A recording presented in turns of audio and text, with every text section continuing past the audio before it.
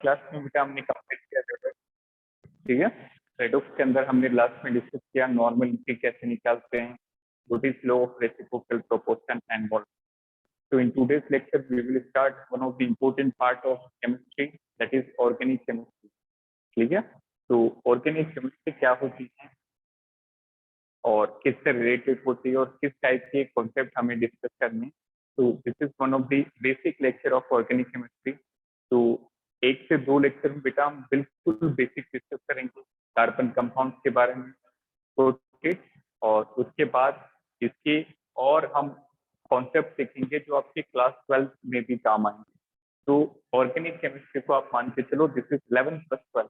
तो ये वाला जो पार्ट है एक्चुअली यही पार्ट आपको क्लास 12 में भी काम आने वाला है।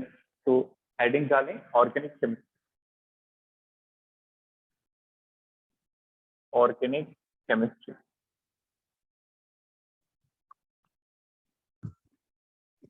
तो बेटा सबसे पहले हम फर्स्ट चैप्टर से स्टार्ट करेंगे ऑर्गेनिक केमिस्ट्री के, that is classification and principle of separation.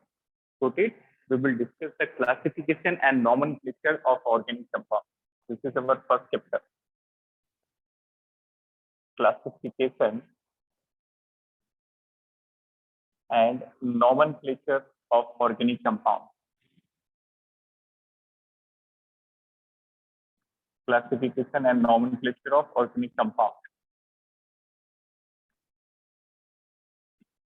तो मान के चलो कि अगले जो 20 से 25 लेक्चर है, 20 to 25 lectures this month, we have to discuss organic chemistry. इसके कॉन्सेप्ट डिस्कस करेंगे, किस तरह से कंपाउंड बनते हैं, क्या हाइब्रिडाइजेशन होता है, कितने सिग्मा पाई बॉन्ड बनेंगे, किस तरह से ऑर्गेनिक कंपाउंड को डिनोट करते हैं और किस तरह से नेमिंग डिस्कस करते हैं, आइसोमर क्या होता है और जनरल ऑर्गेनिक केमिस्ट्री क्या होती है। क्लियर? तो first of all we will define what is meaning of organic compound. Write down organic compound. Can anyone tell me, have you heard this word ever? What is meaning of organic chemistry or organic compound? Anyone? Sir, related to carbon. Very good. Organic chemistry को हिंदी में कहते हैं कार्बनिक chemistry, this is known as कार्बनिक रसायन in Hindi. तो this is the branch of science in which we mainly deal with the study of carbon compounds. Okay, so what is organic compound? Those compounds which are obtained from living sources, either from plant or animal, and mainly contains carbon. Clear? तो organic का मतलब वो compound जो आपको living sources से मिलेंगे, those compounds which are obtained from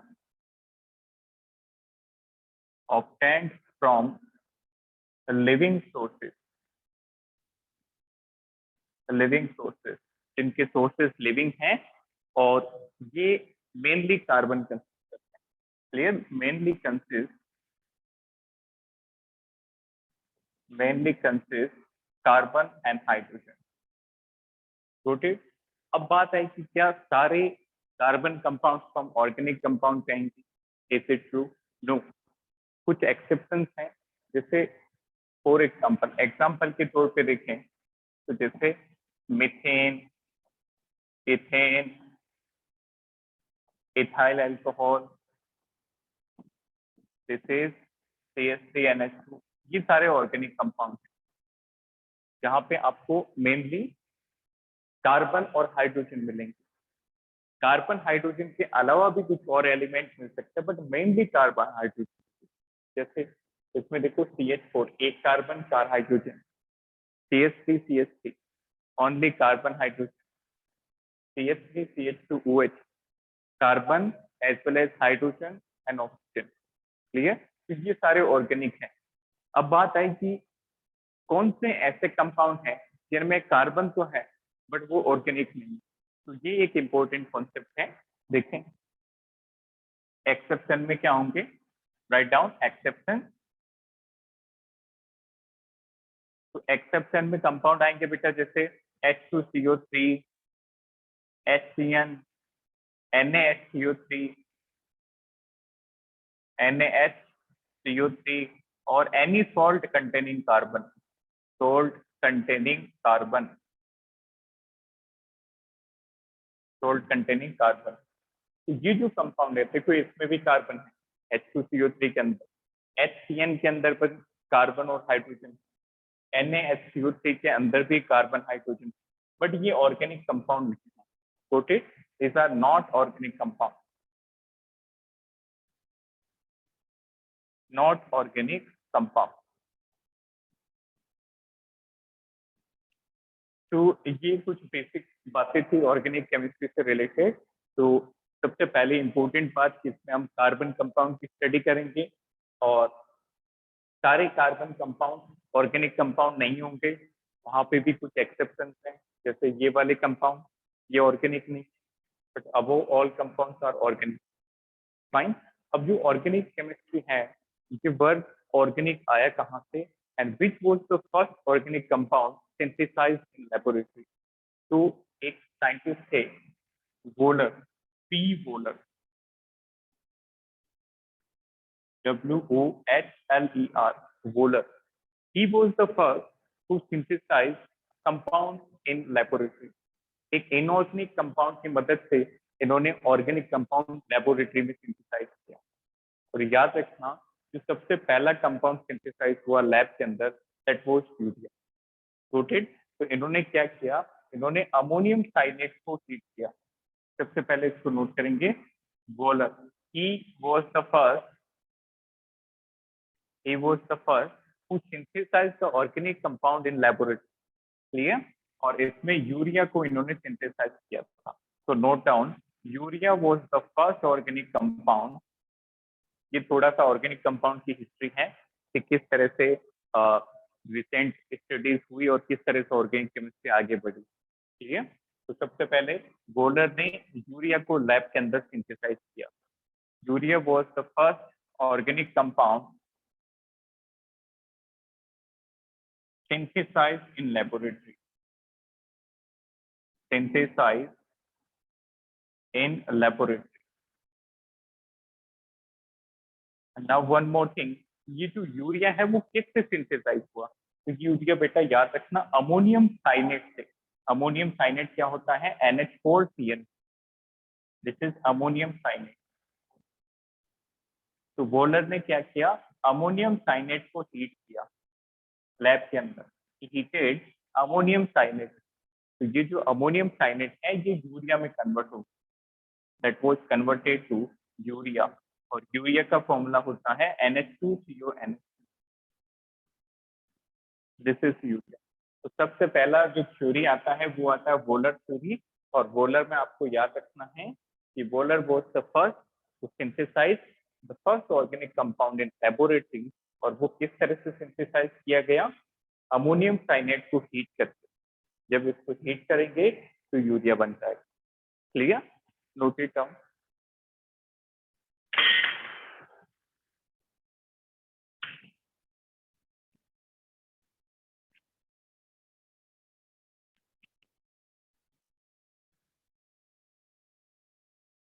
तो organic का मतलब मेनली कार्बन। अब यहाँ पे आपको हर जगह कार्बन ही कार्बन कंपाउंड दिखेगी। और बहुत ही सिंपल ये होता है बेटा, इसको सीख लिया तो कभी भी प्रॉब्लम नहीं आती। Very simple chemistry.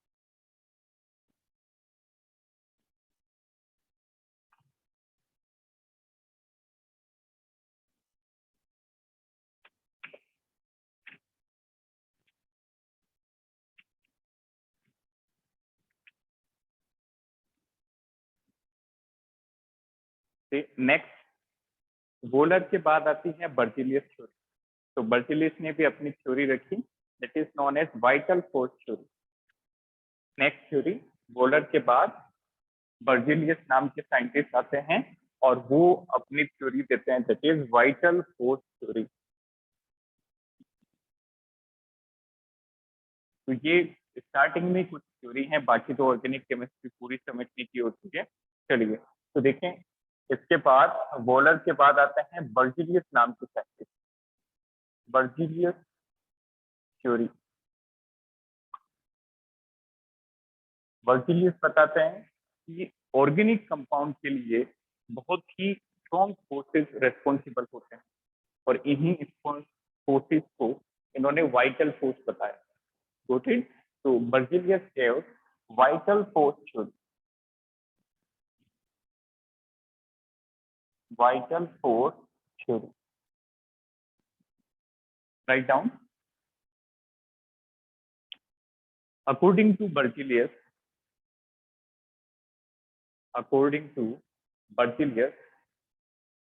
vital forces are responsible. According to Berzelius, vital forces are responsible for the existence of organic compounds. Vital forces are responsible for the existence of organic compounds. ठीक है, देखा सभी ने? तो Berzelius के according organic compound के लिए कौन रेस्पॉन्सिबल होगी? Vital forces. इसलिए इनकी थ्योरी का नाम रखा गया vital force theory. Clear?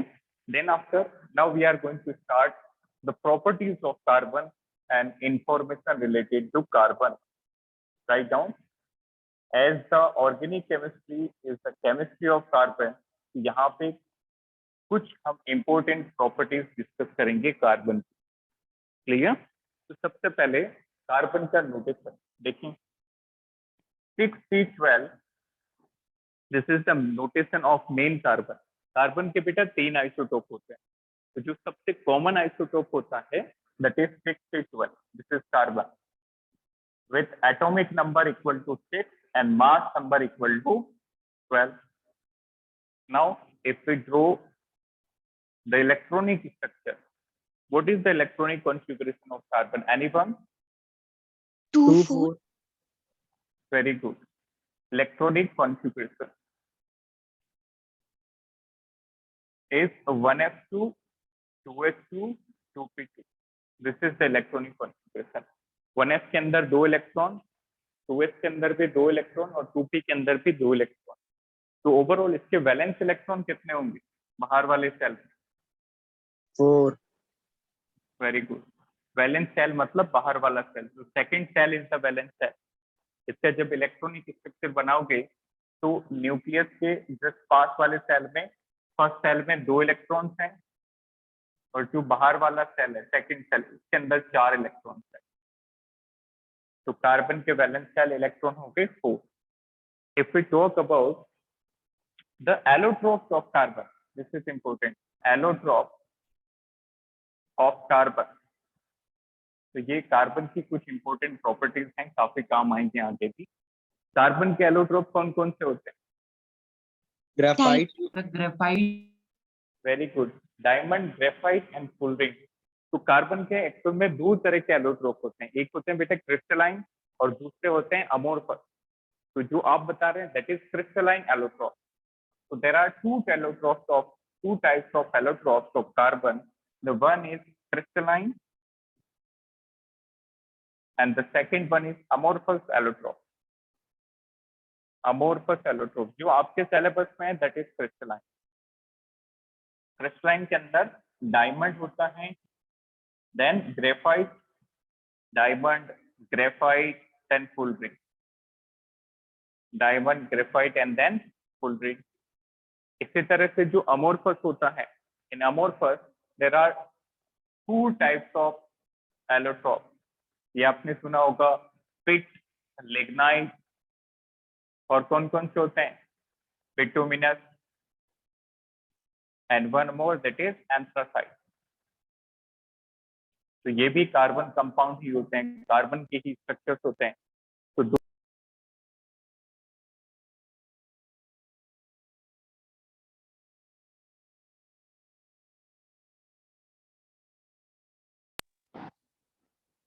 fine. So there are 2 types of allotrope, that is crystalline one and amorphous one.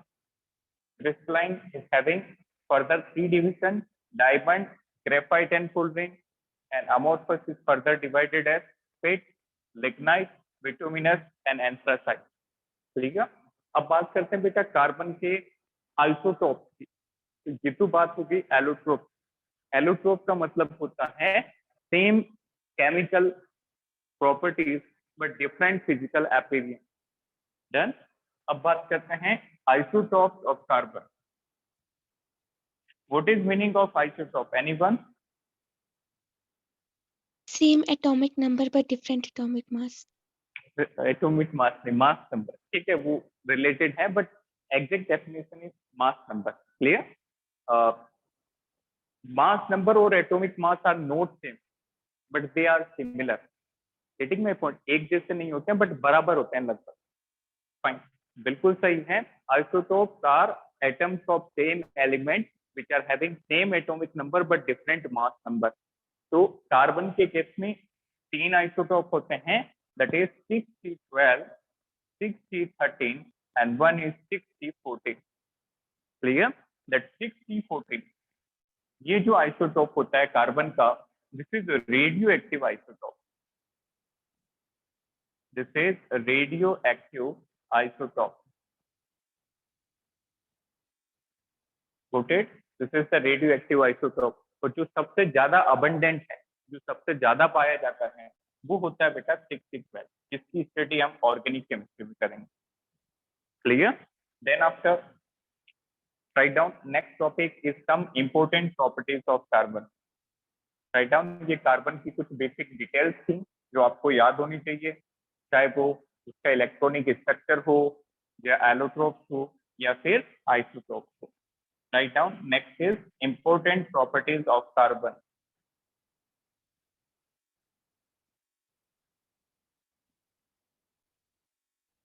So can you tell me any important property which carbon shows?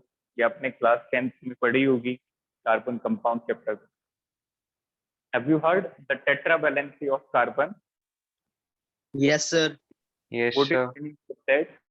What is meaning of tetravalency? Sir, Anyone? 4 electron share. Very good. A tendency to share 4 electrons. Very good.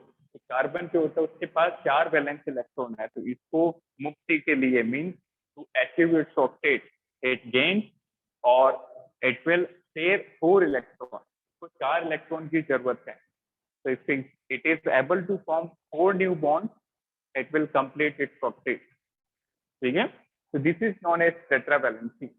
Carbon जो है 4 bond बनाने की tendency रखता है octet पूरा करने के लिए. That is known as tetravalency. Done. तो देखो सबसे पहली प्रॉपर्टी है बेटा tetravalency of carbon.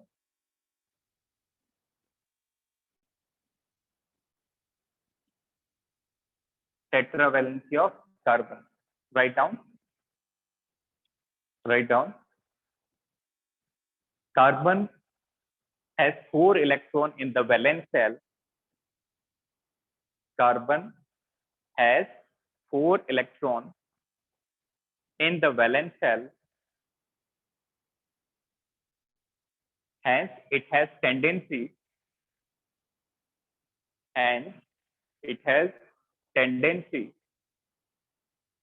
to share 4 electrons. Hence, it has tendency to share 4 electrons to form 4 new bonds. It has tendency to share 4 electrons to form 4 new bonds. This is known as tetravalency. This is known as tetravalency. Note it.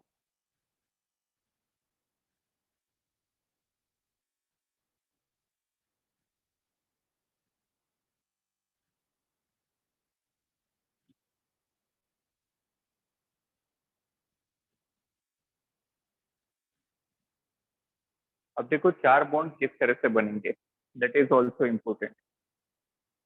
See how 4 bonds will be formed.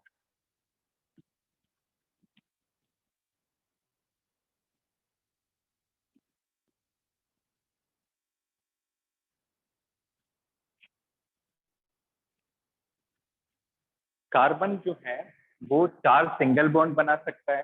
ध्यान से समझना क्या क्या possibility है. 4 single bond. It can form 4 single bonds to achieve tetravalency. 4 single bonds. अच्छा, और क्या कर सकता है? एक डबल बॉन्ड बना ले, दो सिंगल बॉन्ड बना ले, like that, one double bond plus two single bond. और क्या पॉसिबिलिटी हो सकती है? Anyone? One triple bond plus one single bond. Very good, एक ट्रिपल बॉन्ड और एक सिंगल बॉन्ड, बिल्कुल सही है। One triple bond plus one single bond. अच्छा, इसके अलावा भी कोई और ऑप्शन है? तीन से ज्यादा Double बॉन्ड एक साथ? Yes, this is correct. Clear? एक तीन से ज्यादा बॉन्ड कार्बन नहीं बनाएगा एक साथ, मतलब ट्रिपल बना दिया तो आप ऐसा नहीं करोगे कि एक क्वाड्रपल बॉन्ड बन गया। क्लियर? तो कार्बन ऐसा नहीं करता, मैक्सिमम अप टू 3 बॉन्ड। तो और क्या पॉसिबिलिटी है? दो डबल बॉन्ड बना ले। ठीक है, तो दो double bond, one double bond on this side and one this side, two double bond. Got it? तो इस तरह से जो है कार्बन अपना टेट्रावैलेंसी पूरा कर सकता है। आपको याद होगा कि क्लास 10th में आपने सैचुरेटेड और अनसैचुरेटेड कंपाउंड डिस्कस किए। तो जब कार्बन कार्बन से सिंगल बॉन्ड के थ्रू अटैच हो, then that compound is known as saturated. Saturated. Clear? और जब कार्बन कार्बन के साथ किसी और एलिमेंट के साथ नहीं देखा जाता है, जब कार्बन के साथ जब सिंगल मल्टीपल बॉन्ड बनता है, मल्टीपल का मतलब डबल या फिर triple, then that series of compound is known as unsaturated compound. Got it? Now see next property, इसका मतलब यहाँ से एक और प्रॉपर्टी डिफाइन हो रही है कार्बन की। सेकेंड प्रॉपर्टी है tendency to form multiple bond. Tendency to form multiple bond. Carbon की टेंडेंसी होती है बेटा मल्टीपल बॉन्ड बनाने की। जैसे डबल बॉन्ड भी बनाता है ये, फॉर्म्स डबल बॉन्ड, और मल्टीपल बॉन्ड में ये ट्रिपल बॉन्ड भी बनाता है। It forms double bond as well as triple bond. तीसरी प्रॉपर्टी होती है catenation property. This is one of the important property of carbon, catenation property. Can you tell me what is meaning of catenation? Sir, long chains form होना. Very good. Not only long chain, actually it is self linkage property, आपस में link बनाना। अब वो long chain भी बना सकते हैं, वो ब्रांच भी बना सकते हैं, वो साइकिल भी बना सकते हैं। तो actually catenation is the self linkage property. Got it? तो शॉर्ट में बात करें तो it is a self linkage, आपस में बॉन्ड बनाने की, कार्बन कार्बन का बॉन्ड बनना, it is self linkage property.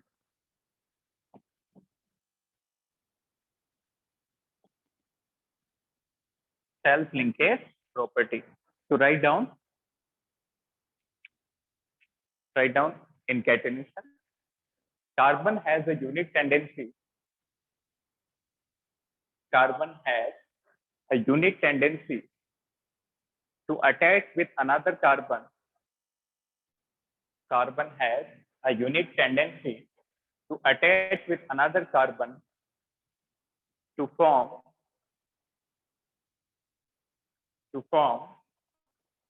straight chain compound, to form straight chain compound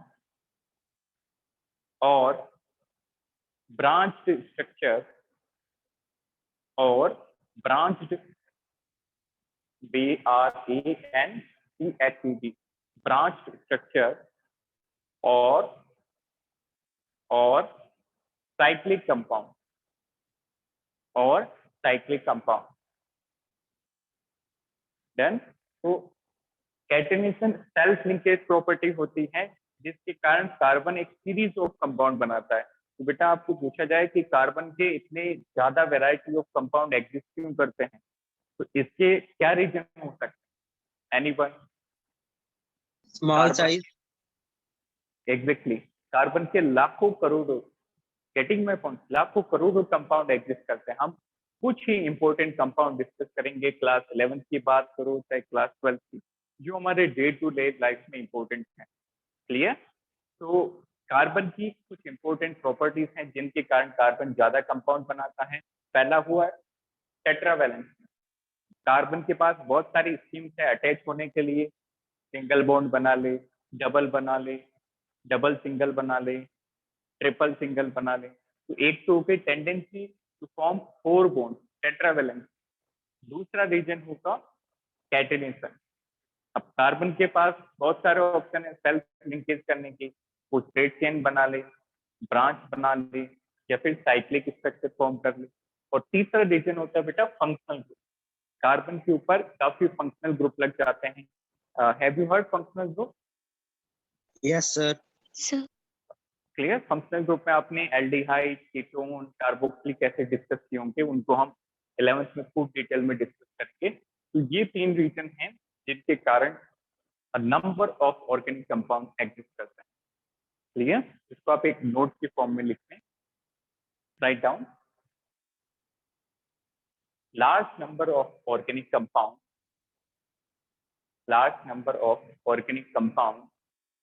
exist in nature,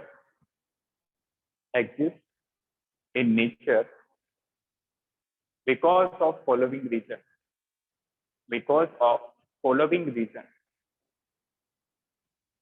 पहला रीजन लिखिए,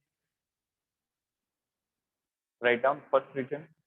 First reason is catenation.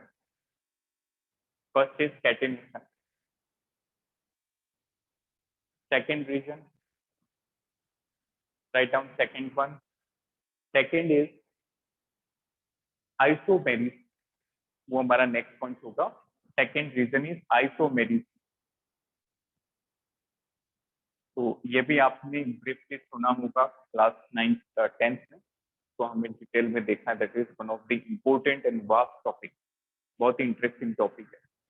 तो पहला था कैटेनेशन, दूसरा है आइसोमेरिज्म, और तीसरा क्या होगा?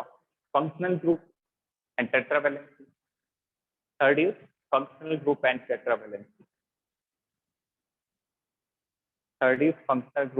टेट्रावैलेंसी। तो ये 3-4 रीजन है जिसकी वजह से बहुत सारे कार्बन कंपाउंड एग्जिस्ट करते हैं।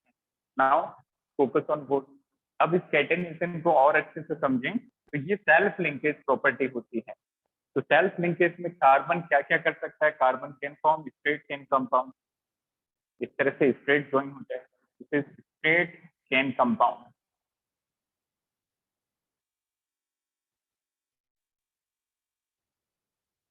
Straight chain compound. और क्या पॉसिबिलिटी है? कार्बन ब्रांच में ज्वाइन हो जाए, इस तरह से कुछ स्ट्रेट और कुछ यहाँ पे ब्रांचेस लग जाए। तो these are branch chain compound. Branch chain compound. और क्या पॉसिबिलिटी हो सकती है? It can form ring compound, cyclic compound, ring structure, cyclic compound, that is ring structure. Rotate. तो सेल्फ लिंकेज के कारण ये काफी तरह के कंपाउंड जनरेट कर सकता है, चाहे वो स्ट्रेट चेन हो, चाहे वो ब्रांच चेन हो, या फिर साइक्लिक स्ट्रक्चर हो। क्लियर? एक चीज थी, ये बेटा आपको इनकी वैलेंसी फिल करनी आती होगी कि हाइड्रोजन की फिलिंग कैसे होती है। Everyone know this, how to fill hydrogen? कैसे फिल करते हैं? कार्बन कितने बॉन्ड बनाएगा? 4 4. बॉन्ड। क्लियर? Exactly 4 bond. तो this carbon has already form how many bond? 1. 1 bond. Very good. तो इसका मतलब हाइड्रोजन के साथ कितने बॉन्ड बनाएगा? 3 बॉन्ड। तो यहाँ पे 3 हाइड्रोजन आ जाएंगे। तो बताओ इस कार्बन के साथ कितने हाइड्रोजन होंगे? 2. 2 बॉन्ड बना लिए हैं, 2 और बना लेगा हाइड्रोजन के साथ, तो 4 उसके भी पूरे हो जाएंगे। इसी तरह से 2, this is 2, this is already formed 2 bonds, so 2 with hydrogen, and this one is 3. इसने 1 बनाया तो 3 हाइड्रोजन के साथ बनाएगा। क्लियर है? अच्छा, इसको फिल करो। अब याद रखना बेटा, जब आप हाइड्रोजन को नहीं लिखते हो, सिर्फ कार्बन को लिखते हो, इसको कहते हैं कार्बन स्केलेटन। जैसे बोन स्केलेटन होता है हड्डियों का ढांचा, तो this is carbon skeleton, carbon का ढांचा। क्लियर? तो जब आप हाइड्रोजन फिल नहीं करेंगे, this is simply known as carbon skeleton, carbon का ढांचा। और हाइड्रोजन फिल कर दोगे तो कंप्लीट फॉर्मूला बन जाएगा। Got it? Now think this one. इस कार्बन पे बताओ कितने हाइड्रोजन लगेंगे? 3. Very good. एक बॉन्ड बनाया तो 3 हाइड्रोजन से बना देगा, 1 2 3। क्लियर? एक साथ लगाना तो ऐसे लगा दो, ये 3 हाइड्रोजन। नाउ इस कार्बन पे कौन बताएगा how many hydrogen on this carbon? 1. Very one. Good. Clear? क्योंकि इसने 3 बॉन्ड बनाए हैं, 4 बनाने के लिए सिर्फ एक बनाएगा। 1 1 3 3 लाइक दैट। अच्छा, इनमें देखो 2 बॉन्ड सबने बनाए हैं, तो कितने हाइड्रोजन लग जाएंगे? 2। 2. Very good. CH2 CH2 CH2। तो ये सारी बातें आई होप सभी को आती है। ठीक है, तो जितने भी बॉन्ड बने हैं उसके अकॉर्डिंगली वहां पे हाइड्रोजन लगा दो। कितने हाइड्रोजन लगाएंगे ताकि 4 बॉन्ड पूरे हो जाएं? डन। अब देखो last property. Last property is isomerism. Isomerism, ठीक है। आइसोमेरिज्म क्या होता है, उसके लिए आइसोमर को डिफाइन करना। Write down isomer. ठीक है, तो आई एम रिपीटिंग बेटा, आइसोमेरिज्म जो है this is a very vast topic, तो हम पूरा एक चैप्टर मान के डिटेल में डिस्कस करेंगे सेपरेटली। क्लियर? अभी के लिए सिर्फ आप ये जानो कि ये होता क्या है। ठीक है, तो आइसोमेरिज्म जो है वो कंपाउंड जिनके मॉलिक्यूलर फॉर्मूला सेम होते हैं बट स्ट्रक्चर में डिफरेंस होते हैं। Noted those compounds which have same molecular formula but different structure or different orientations of atom. Done? जैसे फॉर एग्जाम्पल बहुत ही प्रैक्टिकल देखें तो जैसे ये स्ट्रक्चर लाइक दैट, ये 2 ब्लैक मार्कर हैं, these are 2 black marker and this is 1 blue marker। तो 3 marker हैं ओवरऑल, मान लो 3 एटम, हमारे पास 3 एटम है। तो इस बार क्या हुआ बेटा, 2 ब्लैक मार्कर एक तरफ और एक ब्लू एक तरफ। अब की बार हमने क्या किया, हमने नहीं किया, कंपाउंड एग्जिस्ट करते हैं। एक कंपाउंड हमें ऐसे मिला जिसमें ये जो ब्लू मार्कर था वो बीच में था। तो बताओ क्या मोलिकुलर फॉर्मूला बदला? क्या एटम चेंज हुए? नो, अभी भी उतने एटम हैं बट डिफरेंस किस में आया? इसके स्ट्रक्चर में। पहले दोनों ब्लैक मार्कर एक तरफ जुड़े थे और इस बार ब्लैक मार्कर दूर हो गए और ब्लू बीच में। ठीक है, so this is known as, this phenomena is known as isomerism. Got it? Write down definition of isomerism.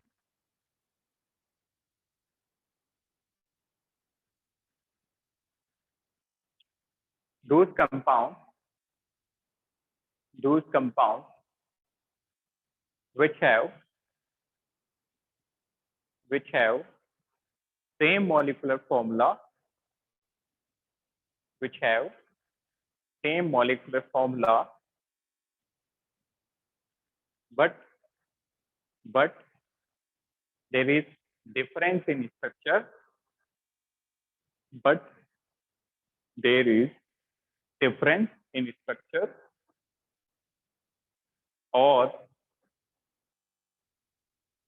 but there is difference in structure or the orientation of atom,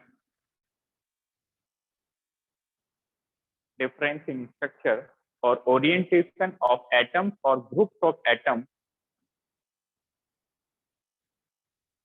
difference in structure or orientation of atom or group of atom in 3 dimensions, in 3D.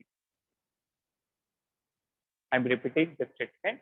There is difference in the structure or orientation of atom or group of atom in 3D.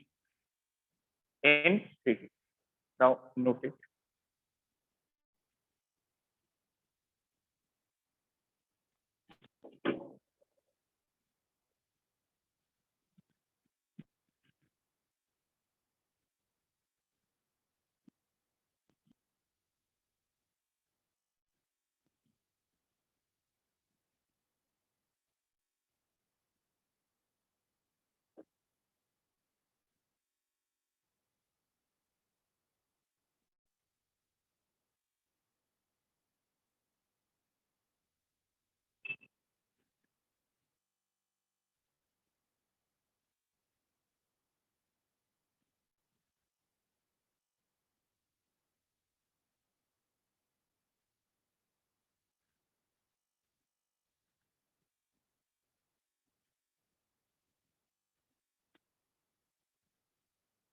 चलिए next अब discuss करेंगे कि बेटा ये जो carbon compounds होते हैं इनके रिप्रेजेंटेशन किस तरह से किए जाते हैं।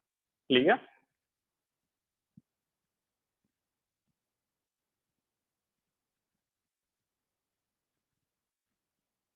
Next topic is the representation of carbon compound, notation of carbon compound। देखिए तो सबसे पहले बात करें if we talk about the representation,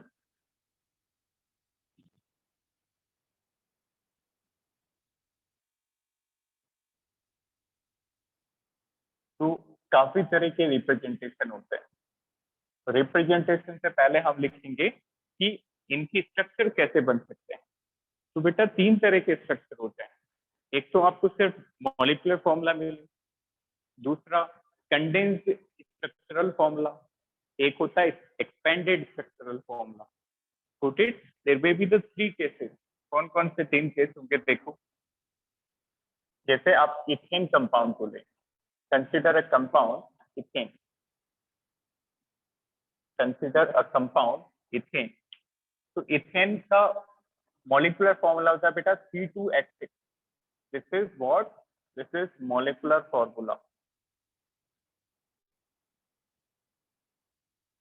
this is molecular formula. तो क्या यहाँ पे आपको एटम के लिंकेज पता चल रहे हैं कि दोनों कार्बन किस तरह से बॉन्डेड हैं? No, sir. क्लियर? तो मॉलिक्यूलर फॉर्मूला में सिर्फ आपको ये पता चल रहा है कि कितने कार्बन हैं और कितने hydrogen. It will give you the idea about number of different atoms of different element present in compound, but will give no idea about the sequencing of bond. Bond के बारे में बिल्कुल आइडिया नहीं देगा। Next, इसको हम ऐसे भी बना सकते थे CH3 CH3। Clear? It is known as condensed formula, condensed structural formula. इसका मतलब क्या हुआ? यहाँ पे आपको पता चल रहा है, थोड़ा सा आइडिया लग रहा है कि एक कार्बन पे कितने hydrogen, how many hydrogen on each carbon? 3। 3. Isn't it? 3 hydrogen इस कार्बन पे है और 3 हाइड्रोजन इस पे। तो क्या अभी भी स्ट्रक्चर या बॉन्ड का पता चल रहा है? नो। स्ट्रक्चर का पता चलेगा आपको एक्सपेंडेड फॉर्म से। This is structural formula. दो कार्बन आपस में सिंगल बॉन्ड से बॉन्डेड हैं और हर एक कार्बन पे 3-3 हाइड्रोजन,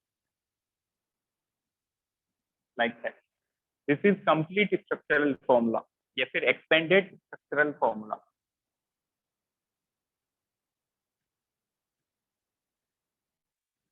क्लियर? इसी तरह से एक और एग्जांपल देखो। Next, hexane, next compound, consider this example hexane. Hexane का फॉर्मूला होता है बेटा C6H14। This is the formula of hexane. So what is this? Which formula? This is molecular formula, जिसमें आपको नंबर ऑफ कार्बन और hydrogen पता लगे। तो ठीक, जैसे हम इसको इस तरह से बनाते CH3 CH2 CH2 CH2 CH2 CH3। इसका मतलब क्या होता? This is condensed formula, isn't it? इसको हम और भी कंडेंस कर सकते हैं। याद रखना, जब एक तरह की यूनिट रिपीट होती है, यहाँ पे बताओ कौन सी यूनिट रिपीट हुई? CH2 unit. CH2. और कितनी बार रिपीट हुई? 4 बार। तो हम इसको एक साथ लिख के 4 से मल्टीप्लाई कर देंगे। जैसे CH3, इसको हम लिख सकते थे CH2 whole 4 CH3। Same thing. Clear? इसका मतलब क्या हुआ? एक CH भी है और उसके बाद लगातार 4 यूनिट है CH2 की, CH2 CH2 CH2 then CH और फिर CH3 लिखा है। क्लियर? तो both are same, both are condensed structure. अब इसको एक्सपेंडेड कैसे करेंगे? 6 कार्बन है और सारे कार्बन के हाइड्रोजन आपको गिवन है। तो देखो 6 कार्बन बनाए, 6 कार्बन। पहले कार्बन पे कितने हाइड्रोजन? 3। तो तीनों हाइड्रोजन सिंगल बॉन्ड। हमेशा याद रखना, कार्बन मल्टीपल बॉन्ड बना सकता है बट हाइड्रोजन हमेशा सिंगल बनाता है। तो अगेन बीच वाले पे चारों कार्बन पे दो दो हाइड्रोजन है और लास्ट वाले पे 3 हाइड्रोजन। तो this is the expanded structure of carbon compound. Clear? तो 3 चीजें यहाँ पे आती हैं, molecular formula, condense formula and complete और एक्सपांडेड स्ट्रक्चरल फॉर्मूला। तो बताओ सबसे ज्यादा जो इंफॉर्मेशन है वो किस नोटेशन से मिलेगी? Structural. Structural formula. Exactly structural से। स्ट्रक्चरल से आपको सारे नंबर ऑफ एटम्स, इस पे कितने एटम्स है, बॉन्ड का क्या सीक्वेंस है, कार्बन सिंगल बना रहा है या डबल, वो सारी चीजें आपको कंप्लीट स्ट्रक्चरल फॉर्मूला से पता चल जाए। डन। नेक्स्ट अब डिस्कस करेंगे बेटा representation, representation of organic compound.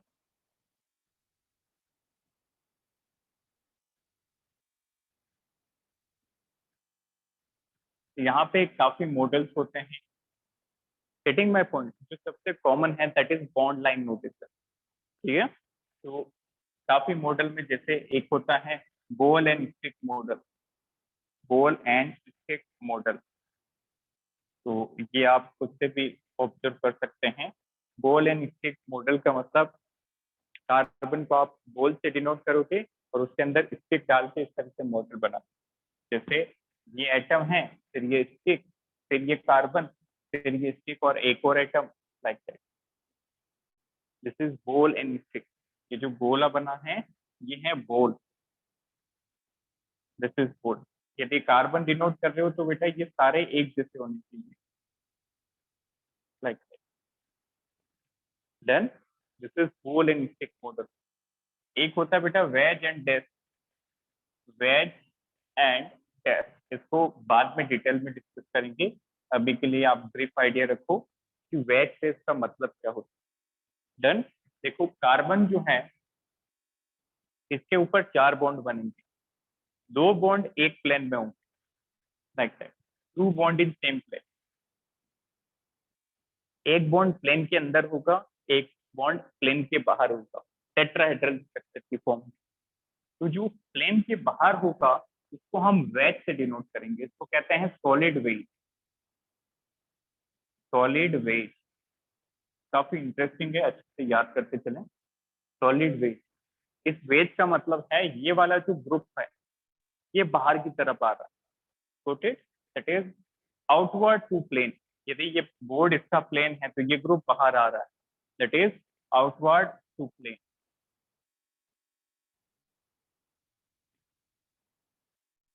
इसी तरह से एक होता है बेटा dash, got it? There is one more which is dash position, like that. ये डैश जो होती है पहले स्टार्टिंग में इस तरह से बनाते हैं, दिस इज डैश। ठीक है? This is dash. डैश का मतलब होता है this group is inward to plane, ये प्लेन के अंदर, that is inward to plane.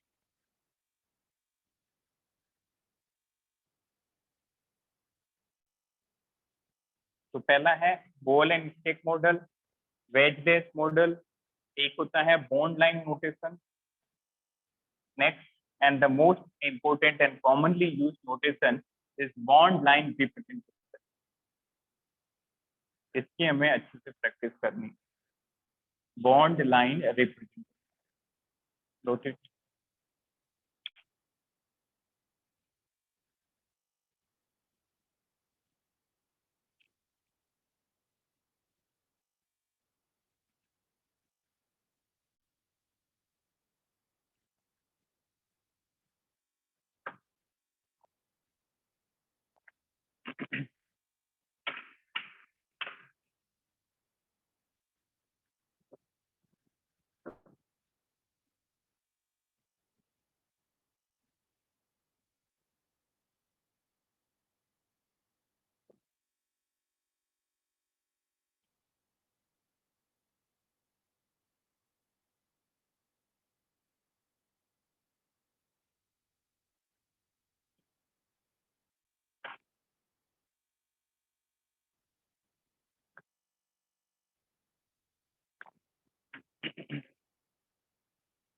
Now see bond line notation कैसे लिखते हैं।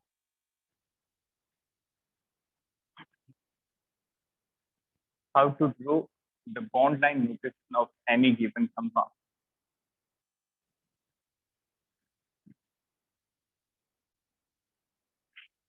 Next is bond line notation.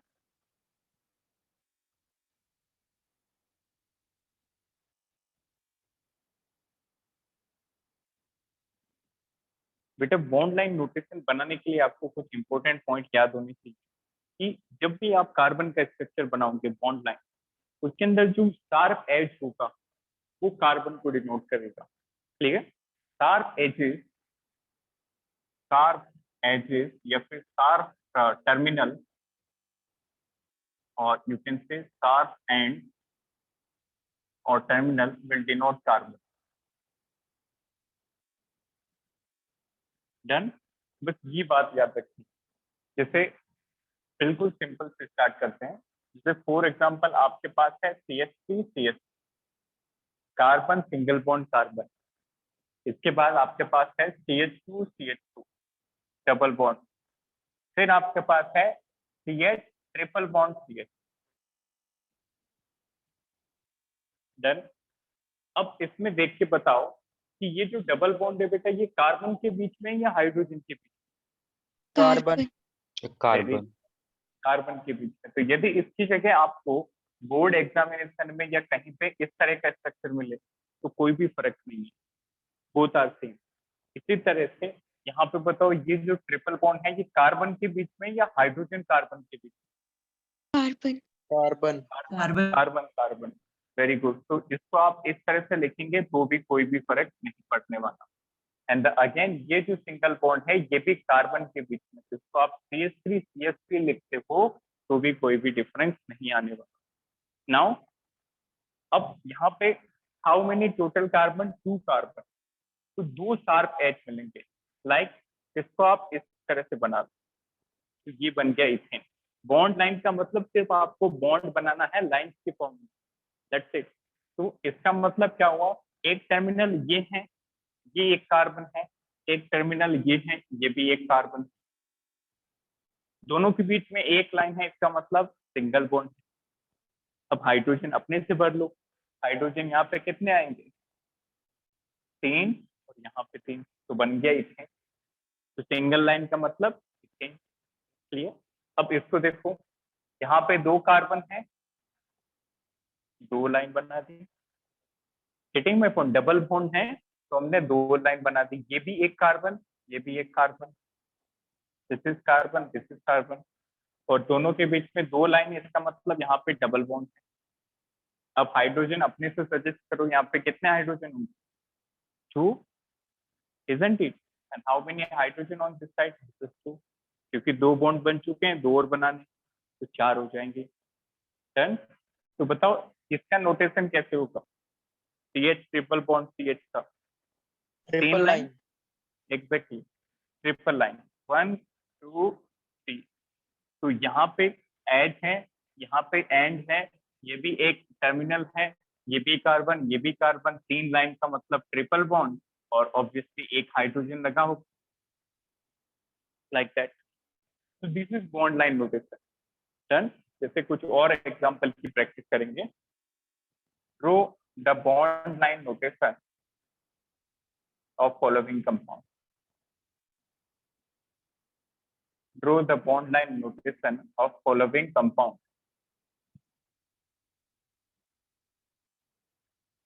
Of following compound. तो देखो सबसे पहले आपको ये स्ट्रक्चर मिलता है, ठीक, CH3 CH2 CH2 CH3, 4 carbon.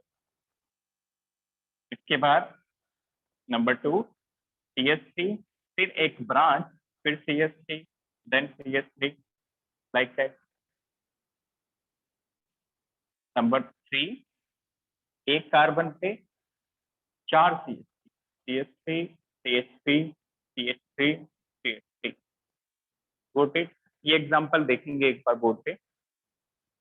क्या हम इसको एक लाइन बना दे लंबी, ये 4 कार्बन हो जाएंगे? नो। No, इसका sir. मतलब भी 2 ही कार्बन है, जितने टर्मिनल उतने कार्बन। इसका मतलब ये तो डिफिकल्ट हो गया, 4 कार्बन कैसे बनाएंगे? तो क्या इसको ऐसे बनाएं, जगह छोड़ी, फिर ऐसे, पे थोड़ा जगह छूटती रहती है। This is also wrong. Getting my point? एक लॉन्ग लाइन भी 2 कार्बन को ही रिप्रेजेंट करेगी। यदि आप यहाँ पे थोड़ा सा स्पेस छोड़ते हो, जगह छोड़ते हो, तो ये अलग अलग कंपाउंड हो जाएंगे। ये एक 2 कार्बन का कंपाउंड है इथेन, ये भी 2 कार्बन का compound ethane, this is ethane, like that. तो इसके लिए याद रखना बेटा, जब कार्बन बढ़ते हैं तो हम जिगजैग स्ट्रक्चर बनाते हैं। क्लियर? जिगजैग स्ट्रक्चर इस तरह से 4 कार्बन है तो 4 शार्प टर्मिनल आएंगे, 4 शार्प टर्मिनल।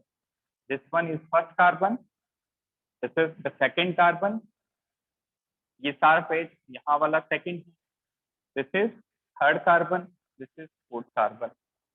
Got it? इसी तरह से यदि आपको ज्यादा कार्बन बनाने होते तो इस तरह से ये जिगजैग स्ट्रक्चर चलता रहता है। इसमें गिन के बताओ कितने carbon, how many carbon in this? Sir, 14. So 14. 14. See, 1, 2, 3, 4, 5, 6, 7, 8, 14. 10, 11, 12, 13 and 14। बिल्कुल सही है। Good, clear? तो ये जो जिगजैग स्ट्रक्चर के शार्प एजेस हैं, दीज रिप्रेजेंट कार्बन। अब इसके बाद फिर आपको उल्टा चलने का बोले, बॉन्ड लाइन से स्ट्रक्चर बनाए तो वो भी बन जाएगा। देखो कैसे, 4 कार्बन है, चारों को बना लिया, चारों सिंगल बॉन्ड से अटैच है, 4 कार्बन बना लिए सिंगल बॉन्ड के थ्रू। अब लगाओ हाइड्रोजन, इस पे कितने hydrogen? 3. How many? Exactly, first carbon पे 3 हाइड्रोजन, और मिडल वाले कार्बन पे कितने हाइड्रोजन होंगे? 2 हाइड्रोजन, 2 बॉन्ड पहले ही बन चुके हैं, 2 और बन जाएंगे, और इस टर्मिनल वाले कार्बन पे भी 3 हाइड्रोजन। क्लियर? चलो नेक्स्ट स्ट्रक्चर, सेकंड वन, इसको देखो कैसे बनाएंगे। ये हमने कार्बन ले लिया एक, इसके बाद 1 methyl, 2 methyl, 3 methyl. Is it correct? Check करो। ये पहला कार्बन बीच वाला, देखो ये बीच वाला कार्बन, और इसके बाद 1 मिथाइल ये कार्बन, 1 मिथाइल ये कार्बन, 1 मिथाइल ये कार्बन। इज इट करेक्ट और not? This is the correct structure. Noted? 4 carbon denote करने हैं, बीच वाले पे 3 ग्रुप लगे हैं, तो बीच वाला हमने बना लिया और इसको 3 ग्रुप लगा दिए। Fine. Now last one, number third, एक कार्बन पे 4 मिथाइल ग्रुप, एक कार्बन पे 4 मिथाइल ग्रुप, ये बीच वाला कार्बन 1, 2, 3, 4, दैट्स इट। क्लियर? ये 4 बेंचेस कार्बन को रिप्रेजेंट करेंगे, तो ये बीच वाला कार्बन, ये 4 पेज एक मिथाइल है, this is methyl, this is methyl, this is methyl. तो बीच वाला कार्बन और उस पे 4 कार्बन सिंगल बॉन्ड के थ्रू, लाइक दैट। बीच वाले कार्बन पे कोई भी हाइड्रोजन नहीं होगा क्योंकि 4 बॉन्ड बना चुका है, और टर्मिनल वालों पे 3-3 हाइड्रोजन लग जाएंगे, like that. Clear? Note it down.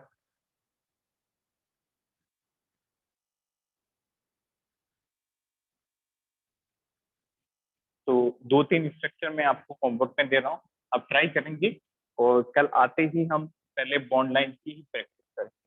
Clear? तो बेटा ऑर्गेनिक केमिस्ट्री में आप बार बार ऐसे स्ट्रक्चर नहीं बनाएंगे। यदि इस तरह के स्ट्रक्चर बनाएंगे, they will take large, getting my point, they will take large amount of time. तो इतना टाइम नहीं होता, आप इसको शॉर्ट फॉर्म में रिप्रेजेंट करोगे। ठीक है? तो next I am writing the structure of some compound. Draw the bond line notation of this compound. So number 1 is CH3, CH2, 5, CH3. इसका मतलब बता सकते हैं बेटा, इसका मतलब क्या होगा? What is meaning of CH2, 5? Anyone? 5 CH2. Very good. 5 times CH2, तो स्ट्रक्चर क्या बनेगा इसका? CH3, फिर 5 बार CH2, CH2, CH2, CH2, then CH2, फिर CH2, और लास्ट में CH3. Second for homework is CH3, CH, CH, CH3, CH3, CH3. बेटा कहीं पे भी आप हाइड्रोजन में गड़बड़ नहीं करें. If you write any number wrong, that would be a wrong compound. So take care of valency of carbon. This is most important part.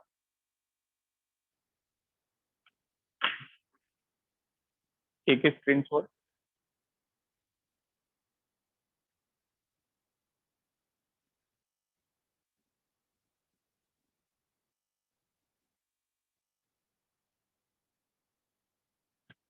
तो आज के जो बॉन्ड लाइन नोटेशन है उनमें हमने सिर्फ और सिर्फ कार्बन हाइड्रोजन को लिया है। मान लो यहाँ पे nitrogen, oxygen, chlorine, bromine, hetero atoms आ जाए तो क्या करेंगे? That we will practise in next class. Any doubt in today's session? Anyone? No sir. Fine. तो क्लियर है लेक्चर, समझ में आया सभी को?